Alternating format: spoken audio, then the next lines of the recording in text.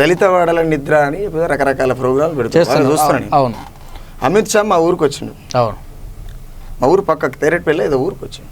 ఏది మన మైసయ్య గౌడ్ ఇంటికి, ఎవరింటికి మొత్తం గుండగాని మైసయ్య గౌడ్ వచ్చిండు. పేదోళ్ళు అరటాకులు వేసుకుని పరమానంద తింటారా? నువ్వు మేము తినే తిండి తింటే కదా మా బాధ ఏందో తెలిసేది. నువ్వు వివక్షత ఎక్కడ లేనట్టనా?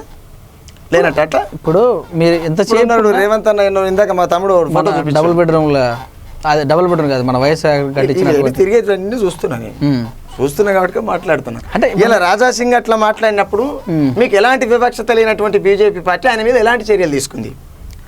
ఆయన అన్నది మిమ్మల్ని టార్గెట్ అని నేనేమంటున్నా అంటే ఆయన మనసులో వేరే వాళ్ళు ఉండి మాట్లాడవచ్చు కదా. యూట్యూబ్ లో నేను అది ఓకే నేను చూశాను. ఆయన మిమ్మల్ని టార్గెట్ కాకుండా ఒక వర్గాన్ని టార్గెట్ చేసి మాట్లాడాడేమో. ఇంకా వర్గం ఎవరు? అంటే ఒక మత ప్రతిపాదికన. నేను అదే అంటున్నా, ఆ మత ప్రతిపాదికనకు నువ్వెందుకు పోయిన విఠల్ రాజేంద్ర అన్న? నువ్వు కోస్త కమ్యూనిజం వెళ్తుందన్నో నువ్వు. ఇప్పుడు కోస్త కమ్యూనిజం వెళ్తాడు. బహుజనవాదానికి ఇక్కడ దేశంలో బద్ధశత్రువులు ఎవరు? అంటే సిపిఐ వాళ్ళు బహుజనవాదం.